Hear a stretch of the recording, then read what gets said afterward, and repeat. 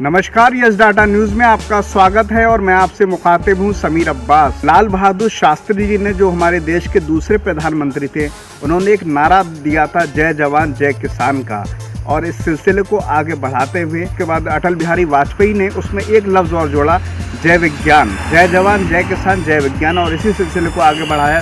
फिर प्रधानमंत्री नरेंद्र मोदी का दौर आया, उन्होंने भी किसानों के लिए तमाम कोशिशें की।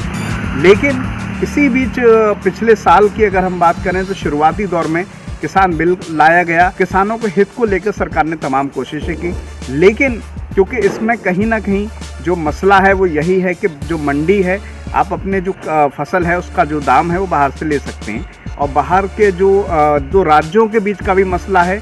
इसमें एक और बहुत ज़रूरी बात कही गई है कि जो बाहर के जो बिजनेसमैन हैं, व्यापारी हैं, वो भी आपकी जो अनाज है उसको ख़रीदने का बात है। साथ में क्योंकि किसान को 2-3 चीज़ों से एकदम से लड़ना होता है, कुदरत से भी मुकाबला करनी होती है, और उसके जो फसल की उचित दाम है वो भी नहीं मिलते हैं। साथ ही क्योंकि आप जानते हैं कि 2014 में जब प्रधानमंत्री नरेंद्र मोदी देश के प्रधानमंत्री बने, तो उन्होंने एक बात कही थी कि हम 2022 तक किसान की जो आय है उसको दुगनी करना चाहते हैं। इसी को लेकर पिछले साल किसान बिल की शुरुआत की गई, और जो मंडी है जो उसको लेकर जो बाहर जो व्यापारी हैं उनको फ़ायदा ना पहुँचे, इसको लेकर तमाम कोशिशें की गई। लेकिन क्योंकि किसानी से जुड़ा मुद्दा है, इसी वजह से हम बरेली से तकरीबन 20 किलोमीटर की दूरी पर हाफिज़गंज रोड पर मौजूद हैं, और यहाँ का मैं सबसे पहले नज़ारा दिखाना चाहता हूँ। ये फसल तो भले इस वक्त हमारी कट चुकी है, वही दूर तक आप देख सकते हैं, ये एकदम खामोशी है, क्योंकि इस वक्त जो फसल होती है धान की वो ख़त्म हो जाती, कट जाती है, और दूसरी फसल को उगाया जाता है। और यहाँ पर भी देखिए सामने की तरफ जो पूरा जो है पंजाब से आए हुए सरदार जी हैं, जो पूरा ये काम करते हैं, तमाम चीज़ों को समझते भी हैं, बेहतर तरीके से समझते हैं, और अपनी मेहनत पर, अपने ही बलबूते पर फसल को उगाते हैं, और लोगों के बीच उसका अमल होता है। किसान बिल को लेकर तमाम बातें हैं, उसको लेकर उनके मन में क्या ख्यालात हैं, हम उसी सिलसिले में उनसे बात करेंगे। किसान इस देश का सबसे अहम कड़ी इसलिए है क्योंकि करीब आज भी 60 से 65% लोग किसान बिल पर ही निर्भर हैं, किसानी पर ही निर्भर हैं। और अगर हम पंजाब की बात करें तो ये संख्या कहीं ज़्यादा हो जाती, करीब 80% से ज़्यादा जो पंजाब के लोग हैं वो किसानी पर आज भी निर्भर करते हैं, क्योंकि वहाँ की जो ज़मीन है वो ज़्यादा उपजाऊ है। इसके अलावा उनके अंदर मेहनत करने का जज्बा भी ज़्यादा है। जाहिर सी बात है कि ये मुद्दा ख़ास तौर से जो सरदार समुदाय है उससे ख़ास तौर से जुड़ा हुआ है। यही वजह है कि जो विरोध प्रदर्शन हो रहा है पूरा, अगर आप देखें हरियाणा में और पंजाब में, वो पूरी तरह से सरदार समुदाय के लोग जो हैं वो तमाम कर रहे हैं। इसके अलावा और भी तमाम जो लोग हैं वो इसमें शामिल हो चुके हैं, जाट समुदाय के लोग हो चुके हैं, मुस्लिम भी हो चुके हैं, और तमाम चीज़ें हैं। मैं आपसे ही जानना चाहता हूं सर, आप अपना परिचय देते हुए मुझे ये बताइए, जो किसान बिल सरकार लेकर आई और उसको लेकर जो प्रदर्शन है वो किस बात को लेकर विरोध किया जा रहा है? ये जो किसान बिल है ये किसानों का काल है। ये ज़मीनें छीनना चाह रही है सरकार किसानों से। ये कह रही है उत्तर प्रदेश में ये MST है, पूरे रेट में धान बिक रहे हैं। ये नवाबगंज मंडी में जाकर देखिए, इतना भ्रष्टाचार हो रहा है, बहुत ही ज़्यादा। पल्लेदार आते हैं, इंचार्ज आता है तो लगवा दिया, चले गए। इतना पैसा दो तो लेंगे। ये कहाँ है इनकी सरकार मोदी जी की? 1100-1200 रुपये क्विंटल धान बिक रहा है, किसान तो मरे जा रहे हैं। ये कह रहे हैं किसानों की हम आया बढ़ाएंगे, किस तरफ से बढ़ाएगा जी आया? ये पंजाब, हरियाणा, यूपी के जो लोग हैं ये सही कर रहे हैं, जो दिल्ली को कूच कर रहे हैं।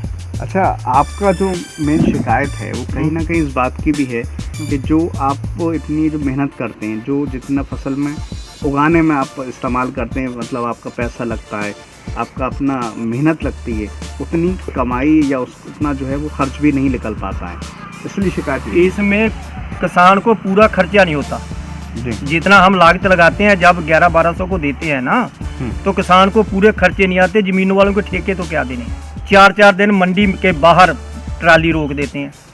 पैसा दो, जिसका जो नोट दे रहे हैं उनके तोल रहे हैं, दूसरे नहीं है, व्यापारियों के काम हो रहे हैं, किसान भटक रहे हैं वहाँ। ये तो बीजेपी सरकार का हाल है। मतलब आपका कहना है कि जो बिचौलिए हैं उनसे भी बिचौलिए हैं, अगर बिचौलिए नहीं होंगे तो किसान का धंधा ही नहीं चलेगा। अच्छा, जो किसान है 6 महीने आड़ती से अपने से थोड़े बहुत पैसे लिए काम करा, किसी ने कुछ करा, अगर बिचौलिए नहीं होंगे तो हिंदुस्तान में बगैर बिचौलिए से काम ही चलेगा।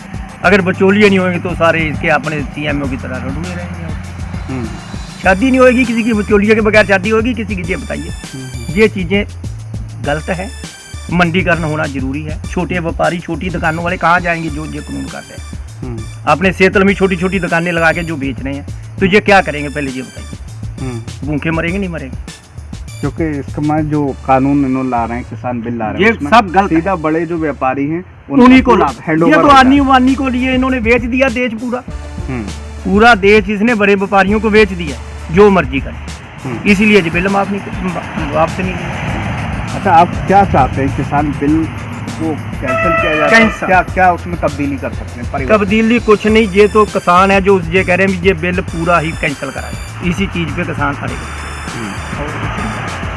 अभी इस बार फसल जो हो गई है हमारी, इस बार थोड़ा इसका पता चला कि अच्छी फसल हुई है और क्या दाम भी उचित मिले हैं?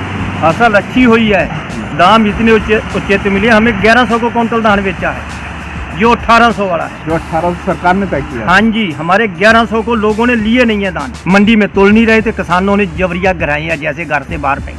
वो हिसाब हुआ इस साल। तो फिलहाल तमाम चीज़ें हैं।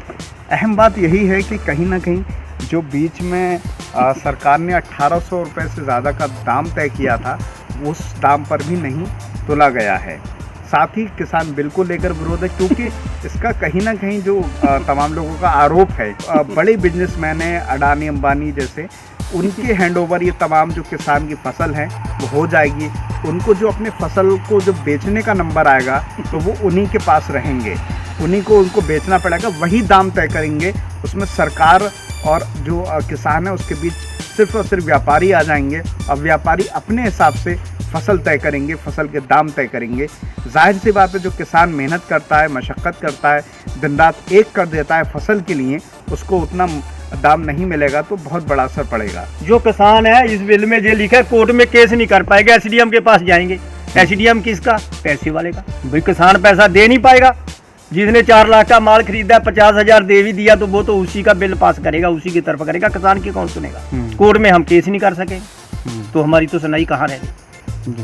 तो फिलहाल तमाम चीज़ें हैं, क्योंकि इस बिल में ये भी बात है कि जो अगर आपको कोई शिकायत रहेगी तो आप जो है प्रशासन के स्तर से कोई बहुत बड़ी मदद नहीं ले सकती। तो जाहिर सी बात है कि जब सत्ता का असर होता है तो कहीं ना कहीं प्रशासन पर भी उसका असर नज़र भी आता है, इसमें कोई दोहराई नहीं है।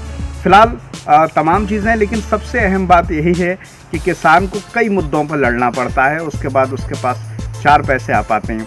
उसको सबसे पहले कुदरत से लड़ना होता है, क्योंकि मौसम की मार भी फसल पर पड़ जाती है तो पूरी फसलें बर्बाद हो जाती। फिलहाल तमाम शिकायतें, तमाम बातें हैं। सरकार कितना इस बातों पर सोचेगी ये तो आने वाला वक्त तय करेगा, और क्या बीच का रास्ता निकाला जाए, क्योंकि किसान काफ़ी हद तक सड़कों पर आ चुके हैं और सीधे तौर पर वो सरकार से गुहार लगा रहे हैं कि उनकी बात को सुना जाए। ये बात तो आने वाला वक्त तक रहे। गर्व में छुपी बात है कि सरकार किस तरफ ध्यान देगी। फिलहाल इन तमाम बातों के साथ मैं समीर अब्बास, कैमरामैन सरताज हुसैन के साथ, एस डाटा न्यूज़।